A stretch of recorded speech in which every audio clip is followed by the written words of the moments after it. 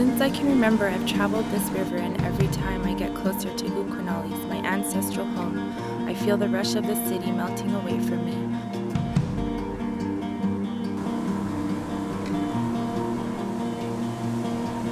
My breath gets more relaxed and my spirit reaches its roots down into the valley to get replenished and rejuvenated. This time I feel something different. I usually come home to celebrate and visit, but right now my heart is racing and I'm scared.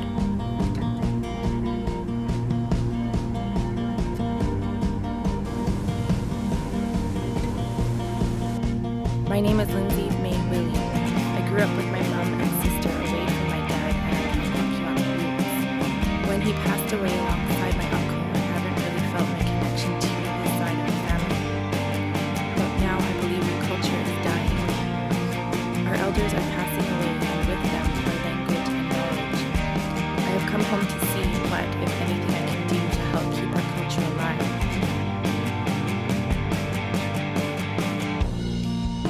I'm taking my first baby steps into an unknown road, and all I can think of is, what am I doing? What can I possibly do? It is crunch time. I always thought going to Kinkook would be good for me. And I have a strong urge to protect what we still do have.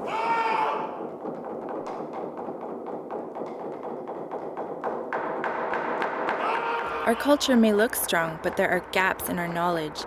We don't know if we're doing it right.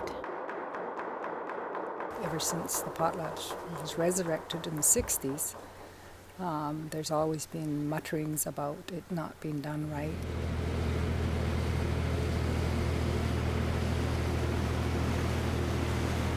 At least I'm not alone. Two sisters and my cousins Jessie and Julia feel the same urgency I do. Our separate paths have brought us together to Kinkum to find our way through this unknown trail full of laughter and heartbreak.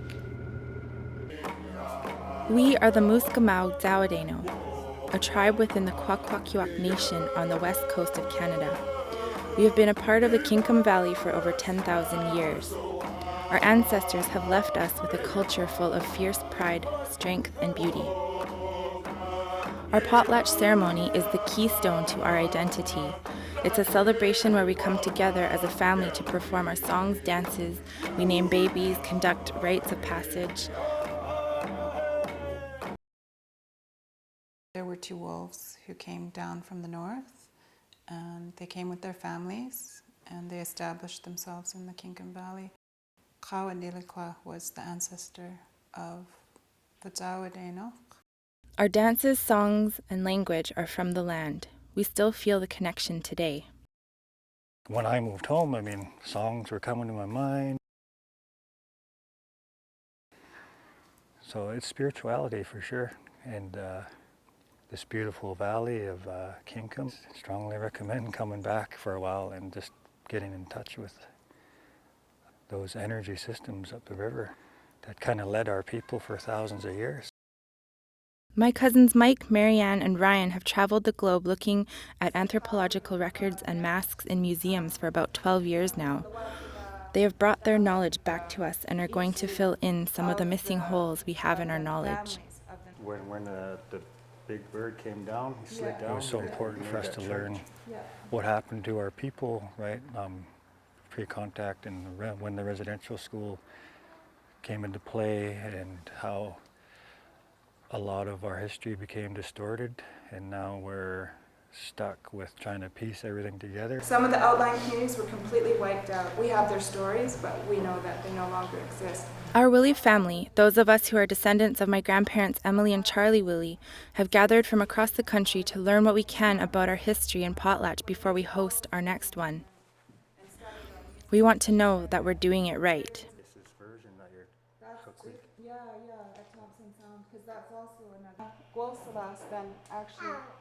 This isn't the first time our family made an attempt like this. 14 years ago, back in 1999, my Uncle Ernie gathered us together to meet about where we want to go with our potlatch and our future.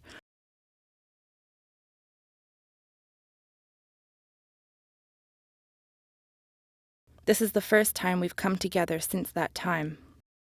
We have told the younger generation that it's time they took over. Julia has answered her grandmother's call.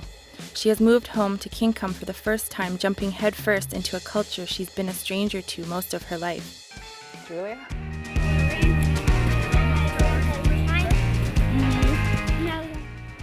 She's been a breath of fresh air. You know, it's been really nice to have her here. I know the community is awed by her energy. I marvel at all the things she does. Scientific method we got going on here.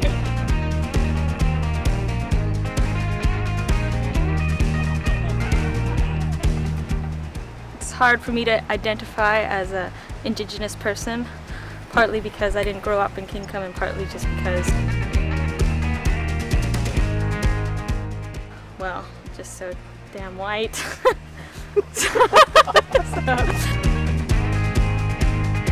just feel good about myself when I'm out here, and I think that land does give you that because, I don't know why, but it's just there.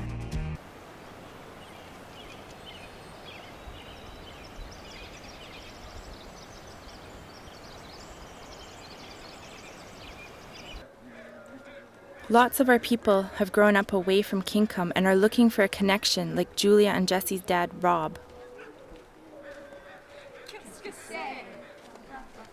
I didn't grow up in Kinkum. I grew up north, and there are times when I've come back and I've felt like a tourist. I think this is a good opportunity to just delve deep into who I am and my culture. This is only my fourth time, I think, ever coming home to the village, actually. It's only ever been during potlatches, which are, big, busy, hectic, hectic times. So I feel like I don't, know or have much of a real connection here. Well, apparently all these are going to you anyways, aren't they? Oh, okay. Jessie followed her sister Julia to Kinkum. She is looking not only to connect with her roots, but to herself as well. She wants to know what it means to be Dzawadeno. I came here to tell a simple story, at least that's what I thought. I set out to document a story of us young people learning to take over the potlatch, and by next year, we would successfully have a potlatch under our belts. We'd learn what to do from Mike and Marianne, and we would have saved our culture, the end. But that's not what happened. The information about to be revealed was nothing I ever expected. We've been told it could be kind of controversial. My family met the night before the week-long workshop, and I was called up to talk about my documentary. First of all, like I said, Lindsay is here to do a documentary. I'm actually afraid that I'm going to witness the death of my culture. But I want to be very clear that what we are planning on sharing in the workshop component, I don't want it to be filmed. I speak because of my children. I couldn't say to them, this is what you do, this is what you do. One door, somebody was telling them something else. Another door, somebody was all contradicting. And they were so embarrassed because they didn't know what they were supposed to do. And that is why when I heard her about her doing this story, I said, it's about time somebody did something about this because I can't bring them all here. And this is what Lindsay wants to capture. The controversy, the struggle, and then at the end we come out at the end stronger. I don't understand why they're filming now when we're discussing whether they should be filming or not. I will be kind of learning my own thing, like my part of the potlatch, I guess. Like, I don't know my role. Okay, now. I thought it was over.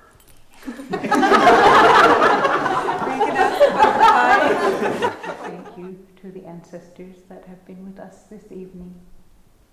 I didn't know I was walking into my family in such a vulnerable state. To not have my whole family supporting me made me feel more like an outsider than ever. What information was coming that could make them react like this? Our family, that we share our love, our kindness, that we be gentle with each other. And the Namima are actually the fundamental social unit of our people. Marianne eventually agreed to let the camera in for half an hour while she talked about things she was comfortable with, and would give me an interview later in controlled conditions. Few people could remember very vaguely references to the Namima, but when it came down to our generation, for the most part it had been forgotten. This is the moment everything changed for me. We learned that our potlatch doesn't resemble its traditional self at all. First of all, it's not even called a potlatch. We had separate ceremonies with their own names, and second, it was based on a forgotten social system that I'd never even heard of. To throw a proper potlatch, our family would have to reconstruct this system. A Namima is like a family group or a clan. So the main political structure, governance structure, social structure for the Kwakwaka'wakw is based on the Namima structure. So each tribe has a number of Namima. Not only would our family have to, but the whole Kwakwaka'wakw Nation would have to buy into it because we need their support and participation as witnesses. But for now, our family is focusing on understanding and getting all the gaps filled. The collectors in the early days, they did collect some of the stories that went along with their pieces, right? And so every piece is like a gold nugget, and it's a piece of the puzzle. My cousin Mike began his path as a researcher at a very early age. Morning. It has been a solitary journey ever since. I was about 13, I fell into depression because I felt like I was the only one researching. You know, all my cousins and friends were listening to hip-hop and rap when I was listening to Datsa.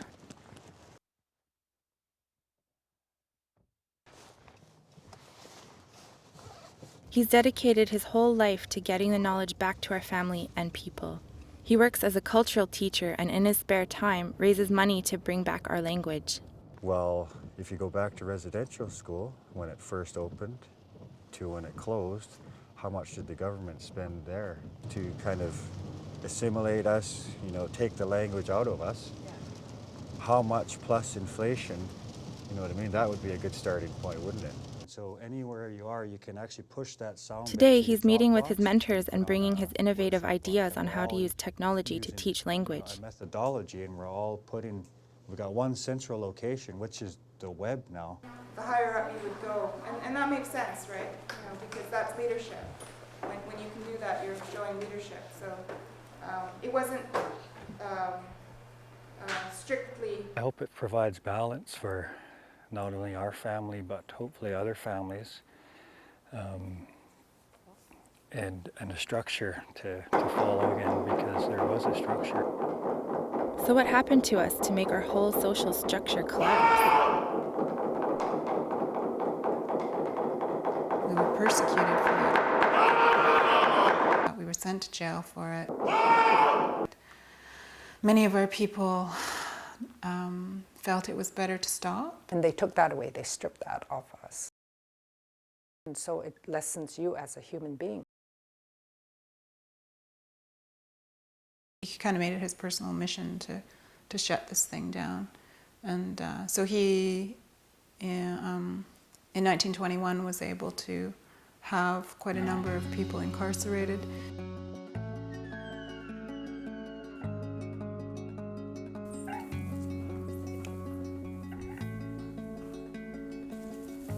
Marianne's mom and my Auntie Glo was a child when the band was active.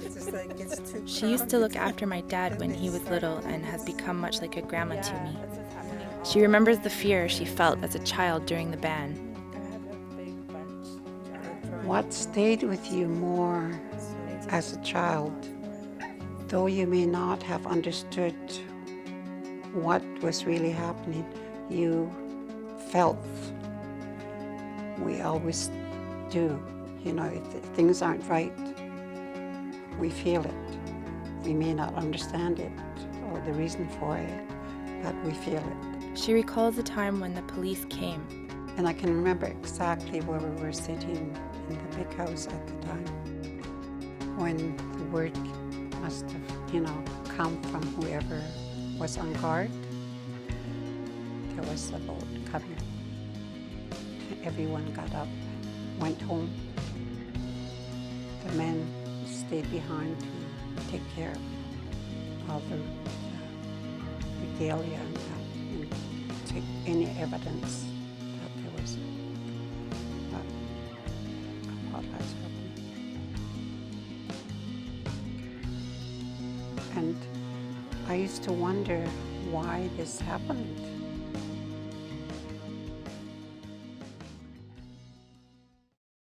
And then he made a deal with people who were facing jail sentences that if they gave up their masks and potlatch paraphernalia, that he would give them suspended sentences. The ironic thing was that while the government and the church were completely trying to squash our culture and our way of life, anthropologists and museums were sending people here to collect up as much as they could and take it back to these museums. The most devastating piece of information for me was learning that after the ban was lifted, a man wanted to throw a potlatch for tourists. He asked all different kinds of families what they could remember, and he borrowed their songs and dances. It was a Frankenstein potlatch, and this is what we base our potlatch on today. The task is bigger than I could have ever imagined. There's going to be opposition, like this whole reorganization of family standings. There's going to be lots of pushback because, you know, you kind of get complacent in the way things work and people aren't always so keen on the change. I feel this fear that our, like, the spirits and the ancestors are angry at us and and that's why the flood's happening. But hearing that, I don't see how they can be angry at us for that because it's not our fault. These huge forces at work against us and against our culture, and they had a very one single-minded objective of eradicating it and eradicating us. I still have some questions in terms of relying on anthropological work. There's always the concern, the question of cultural bias. What's kind of nice is that everyone else feels, they don't know either, and it just makes me feel less on that as an outsider. It's going to be a slow process. Like, it's not just going to happen overnight.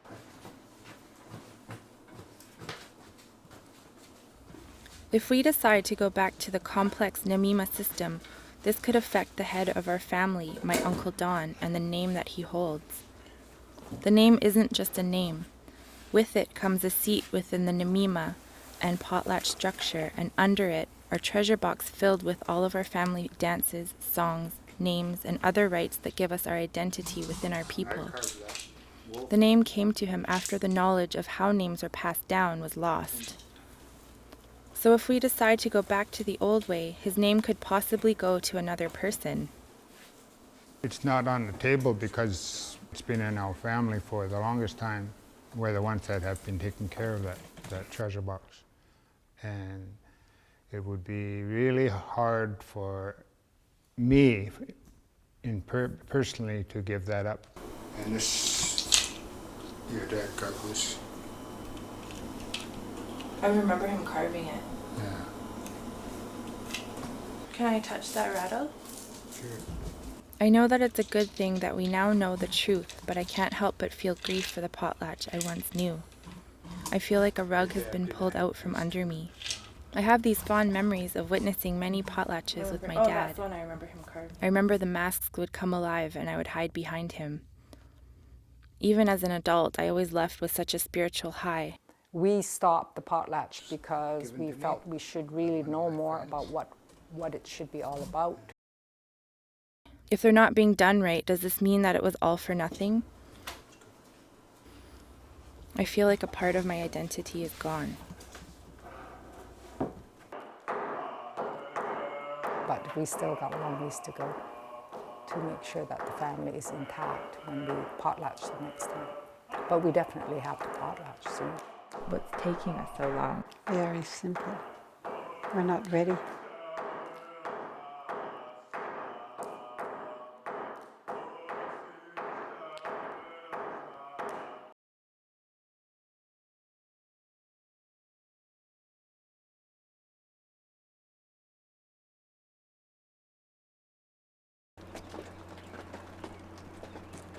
Straight after finishing an environmental studies program, Julia came to Kinkum for a job with the band that allowed her to work with elders and learn culture on the job. was really nervous.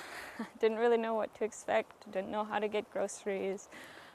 Didn't even know where my grandma's house was. I got dropped off by Gino and I was like, do you know where Bobby Smith lives? And he's like, who? And I was like, oh no. So I was kind of wandering around looking for her place. Hello, and welcome. Come on in. April 5th, Julia McIntyre interviewing Dave. No one recognized me when I first got here. Like, I took the plane with Auntie Liz and she didn't recognize me, and I kind of had to introduce myself. For the next generation. Like, I feel since I've been so uninvolved in the culture aspect, I felt that would definitely set me apart from everyone, and so I was really worried about that. But everyone has been awesome. What do you feel is the most important thing that we should be focusing on or that needs to be brought back? Well, probably the biggest thing is the language. It is crunch time now. I think if we don't capture, if we don't learn the language within 5 years, you know, I think it could be gone forever. And that's the scary part, because even the elders that we have today, to me, aren't elders in the sense that they know our way of life, because they didn't. They were products of the residential school. But it's hard too, because you know, you're always told to trust in what the elders say, but now with what Marianne and Mike and Ryan are saying, they have some things wrong. Yeah, they were saying that there is so much like shame in not knowing, so people will start to make it up. Let alone knowing it intellectually, we don't know it through practice. So it's not an easy road to travel, and knowing that there's such gaps everywhere.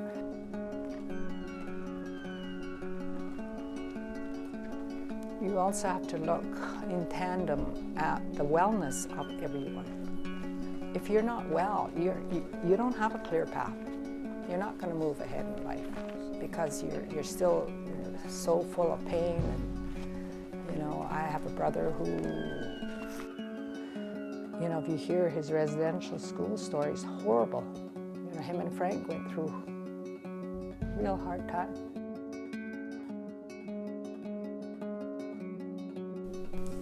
Because of the abuse that we took in residential school, I guess. It's hard to trust people, but also really hard to learn how to be affectionate again. All of my aunties and uncles were taken from their parents and placed at St. Michael's Residential School. I had really good memories of how we were in the village and how safe we were. It wasn't until we went to St. Mike's that I even got an inkling that there were such things as violence.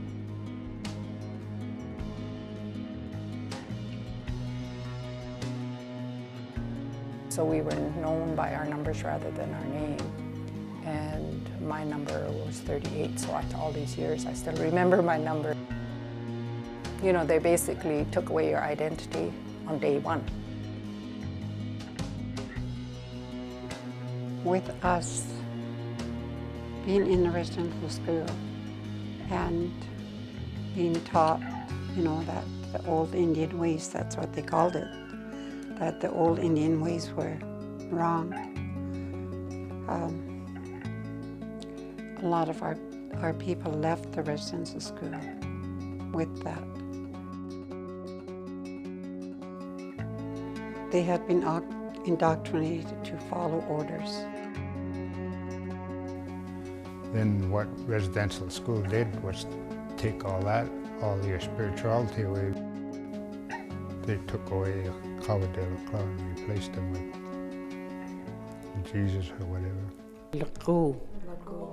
Mm-hmm. Elders are passing away. They're 70, 75 years old now, and they'll take the language with them. Am I doing it right? Yes. Sla. Pa.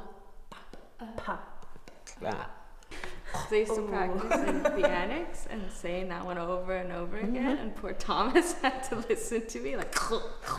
What is a mug? Is that a swear word? Poo.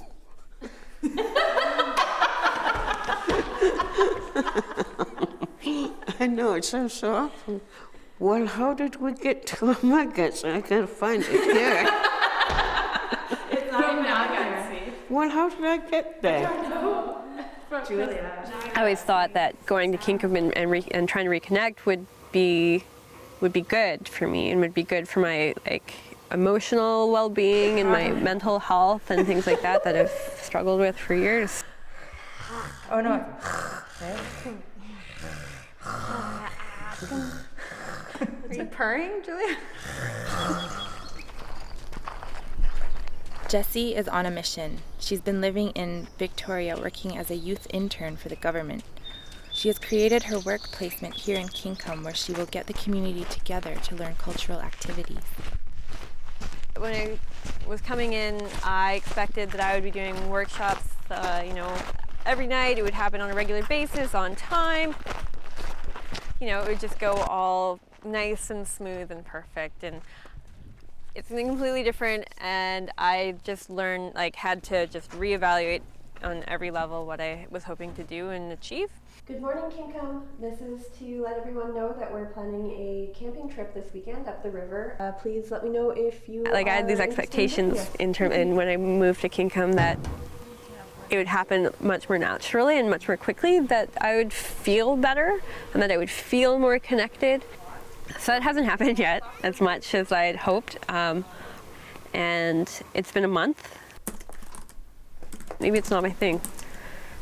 I don't know if you can say your culture is not your thing or your culture is your thing, but it sounds like you're putting a lot of pressure on yourself. I always do. Yeah. I always do. The pain of losing my dad made me walk away from my culture and my family. My Uncle Don was actually the one to bring me back. He called me up before the memorial potlatch for my dad and my uncle and asked if I would accept my dad's name and dance. I said no at first, but when he told me it would go to somebody else, I knew I couldn't turn my back on my dad and his dance. The dance is a sacred healing dance where I take people's negative energy and I commit it to the earth. Because of its power, it is not allowed to be recorded, and I'm not allowed to dance any other dance.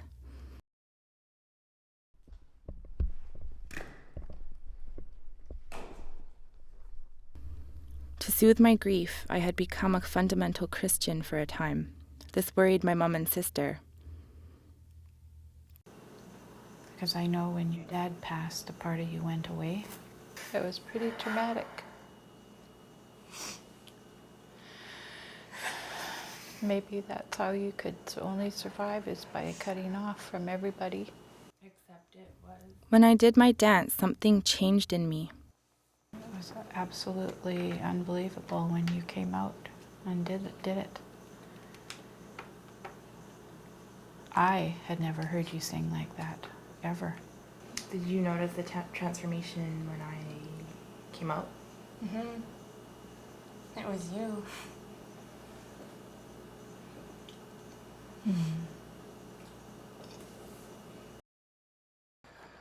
The dance was how I felt connected to the family again and to my dad.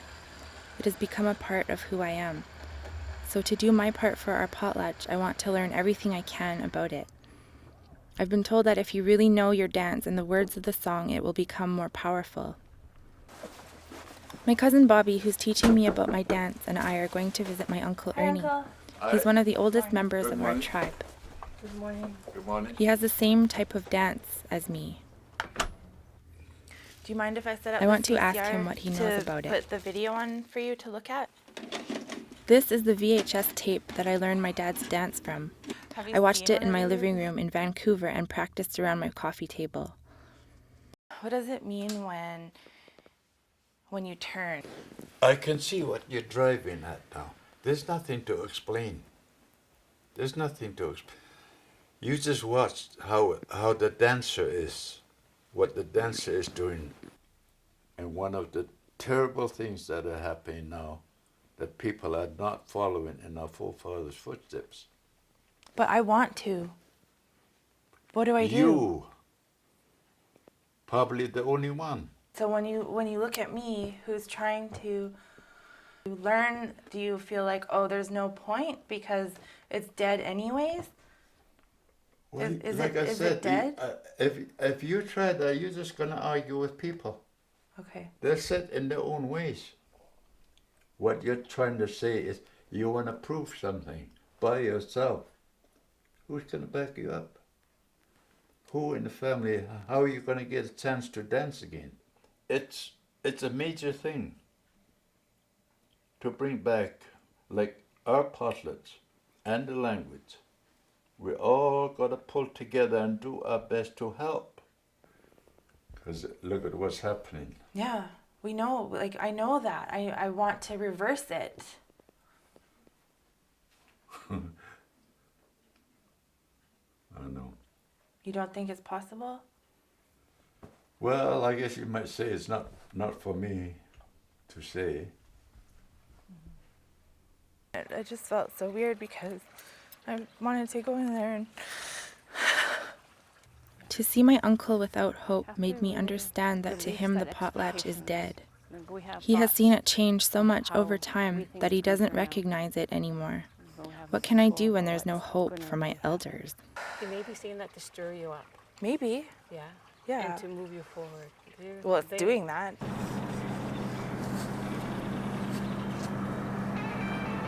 Julia grew up with her mom's side of the family far away from Kinkum.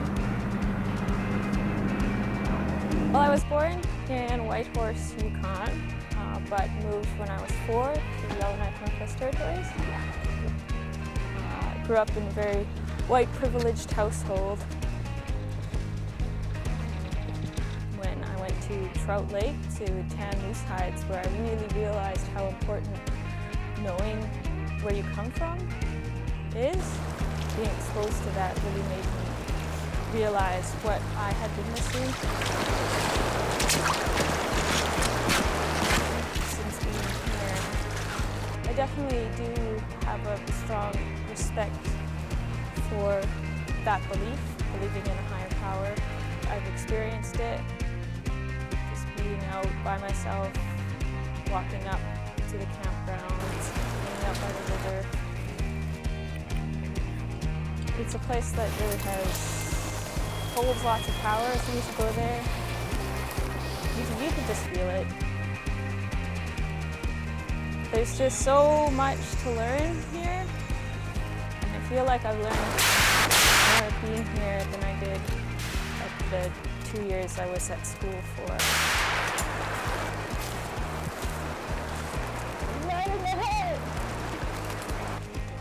I feel like I have started to set some roots down, and I've never really felt that about anywhere. And I have a strong urge to come back here. Feasting tonight. And really take the step to help protect what we still do have.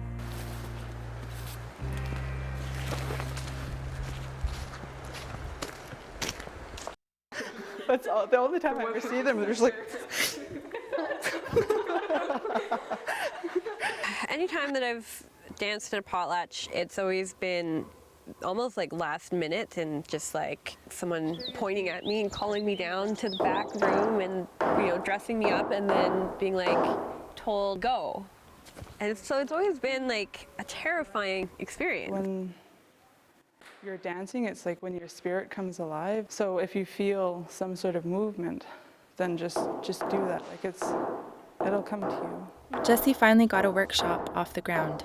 Our family has been invited to a neighboring community's potlatch, so they are practicing a ladies' dance. You don't want them separated and you don't want your hands dangling. I've done lots of stuff like out and make sure your hands on the land, are, you know, but close together as like to that, like dancing and being in the big house and big house protocol, I haven't been a part of that yet.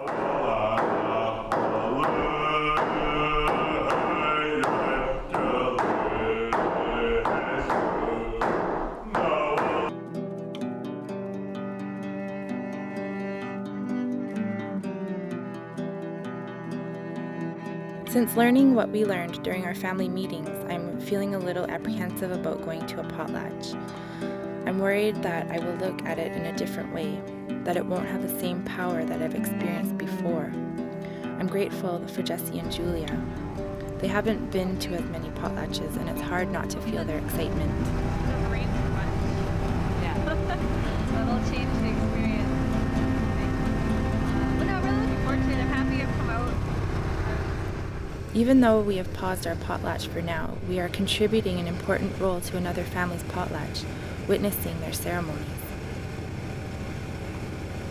What you are really saying is that you are a member of a group, and without the connection to that group, then there is no validity there. It's just posturing. Our traditions they were the actual enactment and reinforcement of who we were and our histories, played out on the floor so that the other Namimas, the other tribes, could see us and verify that yes, this is your story and this is how it fits into the whole.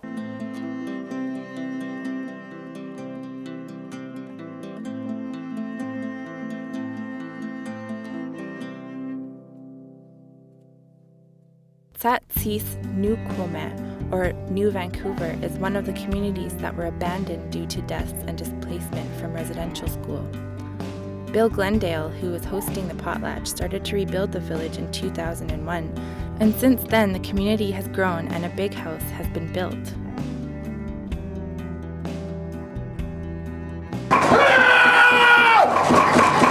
It's all so new to me in a way that I feel like a child, and I'm trying to just be curious and be open, because it's a completely foreign world to me. Even if it's being done in a way that traditionally it wasn't done, I mean, I just think that there's so much meaning for me just in the process that we're going to witness.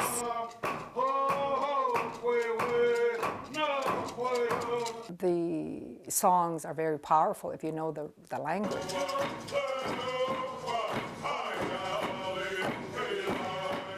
If you dance the way it's supposed to be danced because you know the words and you know the different ways you hold your hands and why you do it, if you understand all of that, then it's very powerful.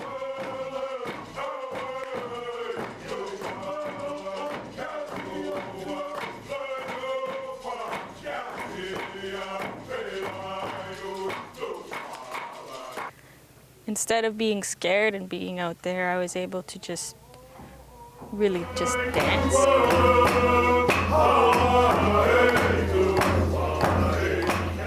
Instead of having like timid dancers, you have confident dancers, and that will help people experience the potlatch like used to be, like really entering into the spirit world. Like, you know, just learning that when you do that turn, like I never knew this before, my grandma told me, but when you do that turn onto the floor, you're turning into the spirit world.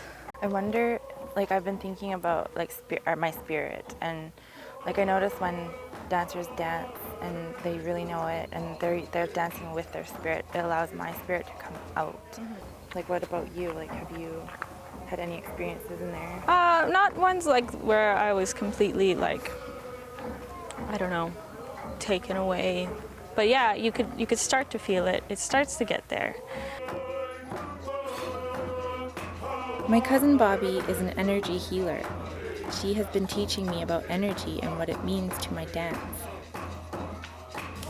We do the dance, and some of us are just doing the motion, but some of us do the motion, but they can feel the energy of the dance. I've always wondered if our ancestors are still here for us. At the first Willie potlatch Bobby went to, she started to see figures of our ancestors. Recently, they have been speaking to her. They always tell me it's that easy, that we've always been there. I'm trusting that they've always been there. Well, why didn't you show me a sign? Yeah, I mean, come on, people. Yeah. I'm waiting. Something. And maybe we just didn't see it. Maybe it was there all that time. Spirit world and the supernatural world coming to the real. I had a really great moment with Grandma last night, where when we were entering into the Seka, I can't say it, the cedar bark ceremony though, and all the spiritual aspect of the potlatch is kind of done within the cedar bark ceremony. And so I didn't know that at all. So, I mean, I'm coming away with more knowledge.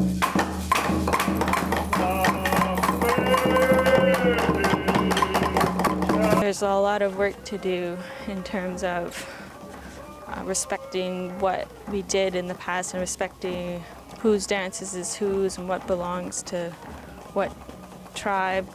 I don't want to get caught too much up in that because, you know, it takes away from all the hard work people are putting into this. Like, it costs so much money and time, and I feel really good right now. Can feed off of that. So I won't be critical of anything that anyone does. So I was feeling like it was kind of almost hopeless, but I'm not seeing a bigger picture. I mean, they tried to, you know, kill it off, and they really, really tried to stop our culture. I didn't realize we're actually moving. I thought we were stuck. Yeah. But we are moving, and like everyone, even it's like a slow crawl though. Yeah. Well, just this village itself is just goes to show how far people have come. Like, there's no one living here before, and they rebuilt it. And look at it now, it's gorgeous. Look, a potlatch is happening here in a big house. Yeah. Yeah, it's really awesome. Yeah.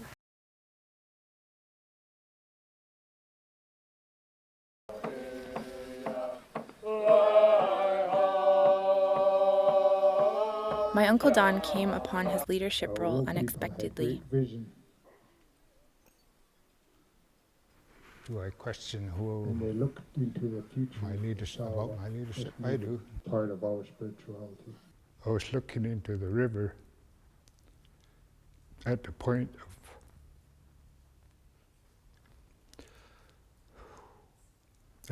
of where your dad and Uncle Ernie went in. All of a sudden, realization came is that, you know, I'm the head of a family.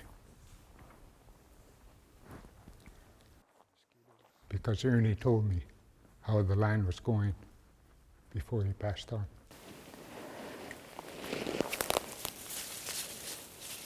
The deaths of my dad and uncle still hurt us today.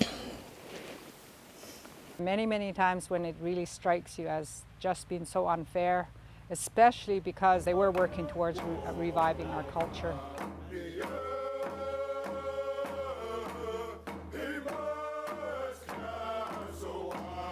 You know, it was him that actually got me on the log in the potlatch, and he demanded that I was there singing, representing our family. When he passed away, it was chaos for a while. He grew up in the day where I would say a lot of things were distorted. I didn't hold enough knowledge to be able to lead at that time, so I had to seek out knowledge. My uncle is open to talk about his name going over to somebody else, but there is still so much fear of it just getting lost, like many of our dances. I'm willing to talk about it with any of our family, and that's why we want to meet with all of our family. But I'm not willing to say, oh, I'm going to do this right now. You hand down a hamacha, and they don't act on it. They just think it's just, oh, I'm a hamacha when I'm in the big house. And it's not like that. You have to start serving your people. It's a way of losing your culture altogether if you're going to start doing that. Like, you got to show interest. There's got to be an interest from the beginning, almost. He doesn't know his cousin, who potentially could take on his name. I know he's been in the city all of his life. If something went over to him, would he be active with it? Or would it just be dormant and all he wants it for is to be called chief? The siblings, my sisters, myself, we need to support and move our brother along better. When he steps out of his pain and becomes that leader, on occasion, he's awesome, and people listen to him. To be taught in a right way. Every time that we have an event, I feel that I have grown.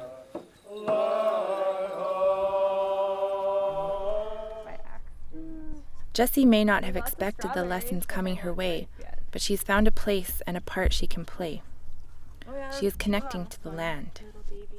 I'm a huge believer in eating locally and how that connects you to the place that you're in a way that being somewhere or knowing about somewhere can't. In this way, when you eat these foods, you're like eating Kinkum. You know, it's a way of building yourself using parts of the land. One of the most challenging components of attaining any kind of proper sense of self as a Dzaoudano person is the cornerstone of spirituality. I was raised Anglican-ish. I was baptized, we went to church. At a very early age, I kind of dismissed all of that and went for a very atheistic perspective on life, and I've kind of held that ever since I was about 10 or 11 years old. So more than half of my life, I've adamantly believed that there's no spirit or soul or higher power. But the more I learn about our traditional laws and values and potlatching and our traditions, there's such a huge aspect of spirituality that I just don't know if I'm ready to embrace. Not everything's going to turn around immediately, but if you put work and care into things, that you can end up with really delicious results. Yeah, really delicious results. Jessie, Julia, and I all came to Kinkum with huge expectations. It's starting to dawn on me that the work that needs to be done here is tremendous. There is so much to learn. We are struggling to do this with a broken family, community, and nation. We're facing the effects that residential school has had on our people. I've seen in my little village depression, abuse, suicide, lack of will, drug and alcohol abuse. Their spirits were broken. Understanding and compassion is hard, but it's slowly helping us to move forward. I have come to a place where there is no turning back. I have to keep going and learning about my dance. My Uncle Paul is also an energy healer. And I've shared with you that you are Mamaka. I've known for a long time that you are very strong. You're a healer. You are your dance, Amyachid.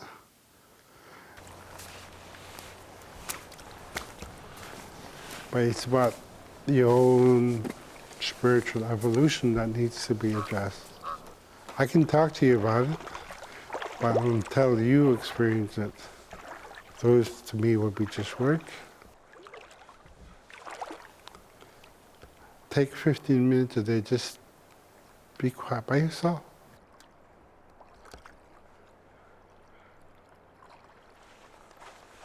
My dance is based on a legend of when Kawadilikala and Kwilili would play with their power.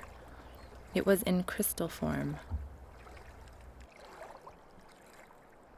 And part of your dance, the Mamaka, is about how do you harness the energies of the crystal.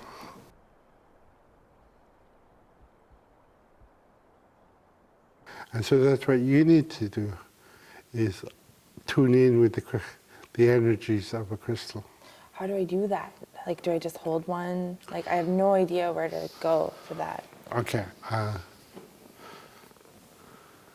It's yours, sweetheart. Oh. Okay. My Auntie Bobby has returned to Kinkum after being away for over 50 years. She is band manager. She's learning the importance of bringing our family back together and learning to communicate again.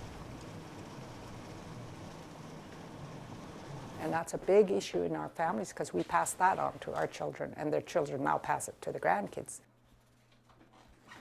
And it's really unfortunate because communications is you know, the basis of relationships. How you doing, Bobby? Good. How are you doing? I'm doing good in regards to... The family ties where you're tight as a family just disappeared because of our distance. And that still has to be worked on to pull us together. The sacrifice I've made is that I'm not with my family. My Uncle Don has also returned home from Vancouver. I think it's really hard for anybody to be a chief or a head of a family and be living in the city. Auntie Bobby feels the weight of how much work there is to do, but she's gaining hope because of the interest her grandchildren are showing. I feel you really can't stop because we have the future generations to care about, and I want that for them. You know, I had my granddaughters here this summer and my grandson, and I was really, really happy about that. And if continuing our traditional way of life and the practices and ceremonies and that is going to help to further define them down the road, then I really want to see that happening. My granddaughter is really special to me. She just loves me unconditionally, and, you know, she comes up and hugs you, and really affectionate, and you can't help but be affectionate back.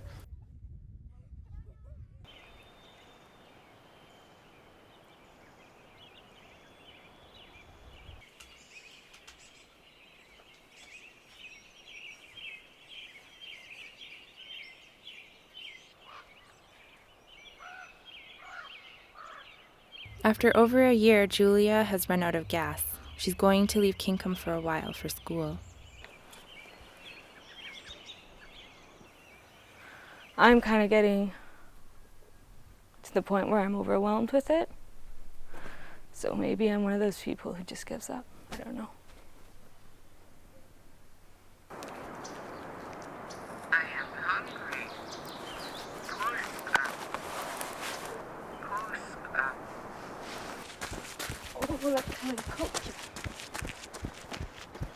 Yeah, there does need to be better communication. Like, I don't know, and some better guidance for people like upcoming who want to get into this.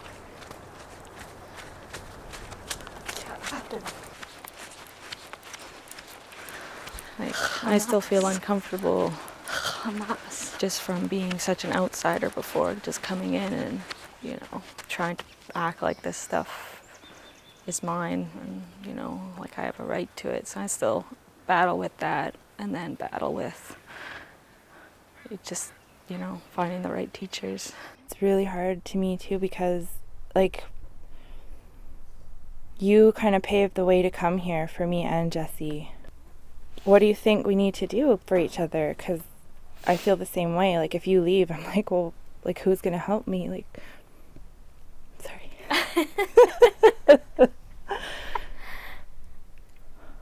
Like, what am I supposed to do by myself here if you leave?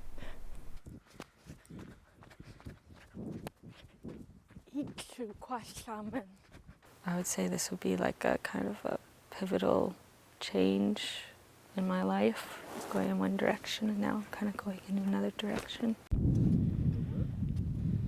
Well, I'm hoping to have any future kids, grandkids grow up here. Just tell them how amazing it was to come here. And I hope it's not like a, oh, I never went back there, I should have gone back there story. I hope it's a, I'm glad we're still living here story. Are these them right here? Yeah, that's the one. We're digging for the rice root. That's the plant right there. Once I got past all the frustration and anxiety and despair that I was feeling, I feel really good here. Here, can you pass?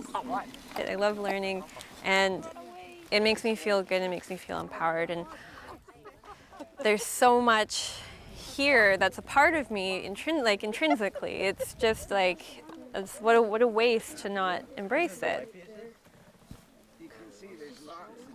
It doesn't all have to happen in 3 months, that it's going to be a lifelong process. You know, it's going to be another 27 years before I, feel caught up completely. That by accepting that, it's just kind of like,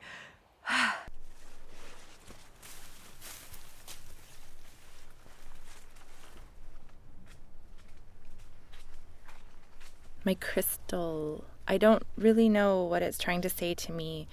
I kind of just stare at it, and that's all I do, really.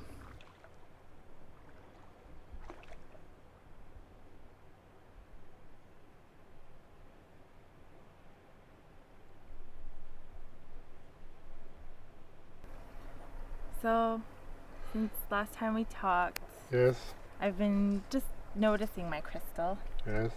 And I don't know, I don't really notice anything yet. I keep waiting for something profound to happen. Oh, you're looking for profanity. Remember we talked about how you block yourself by either judging yourself or people judging, perceived judging you. Yeah. Your thought is one of the greatest creations. It's energy, thought is energy. It's your mind that creates that thought, but they are both energy. So I can think things. That's right. Go, That's right. That's right. That's right. Like a little unicorn horn. You see, that's what you need to do. Yeah. Laugh at it. Yeah. So I would ask you just to lighten up. What I've learned from my Uncle Paul is that I'm so worked up over not understanding, and that it hasn't come to me yet, that this anxiety is blocking me from just being open to noticing anything. I know that I have to let that anxious energy go now.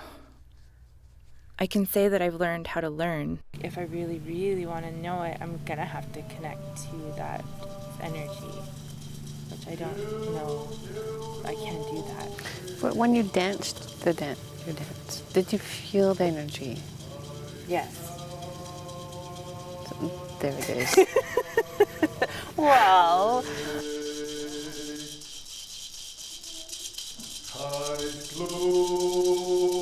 Respect yourself and have faith in your spirit, because whatever you need in your life is within you. Whatever we need to know, because we do have spirit guides, and you have to believe in them.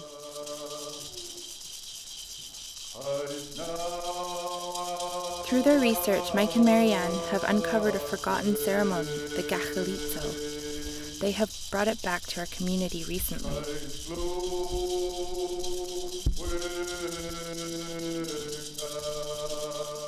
Having a coming of age ceremony for a young girl, that's like recognizing an incredibly important, traumatizing, an extreme time in the person's life, and being like, hey, you're still a part of our community, you're still a part of our family, and we're here for you.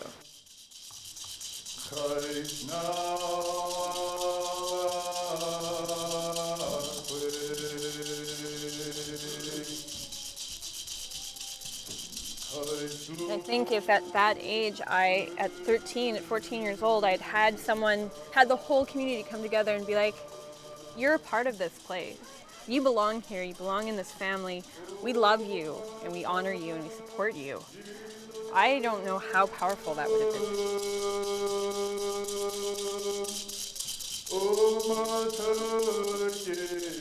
This day on, her name is Arucha. Children who are growing up with it, or children who've gone through the Hithugila now. And we've only been doing that for the past few years. So those kids are going to be starting to go through the Gachalitzo soon.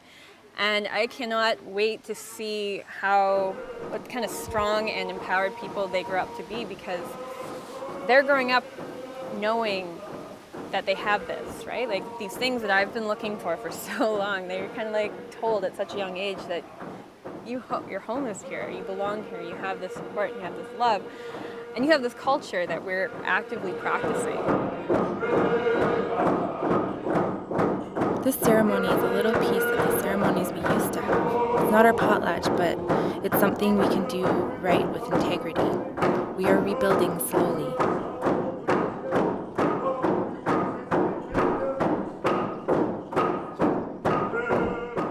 truly believe that if we trust in the spirits of our ancestors, we're never going to die. While we didn't save our culture, neither of us expected to be met with such opposition or resistance.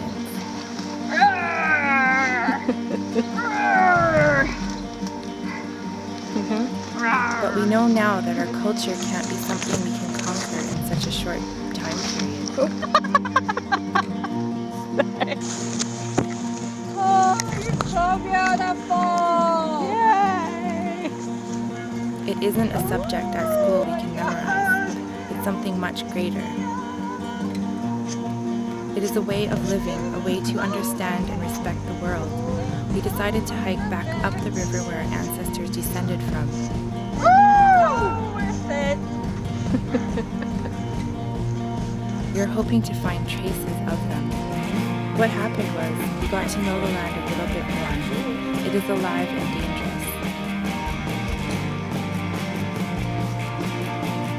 Our old people must have really respected it and observed it with such detail in order to survive, and had a relationship with it.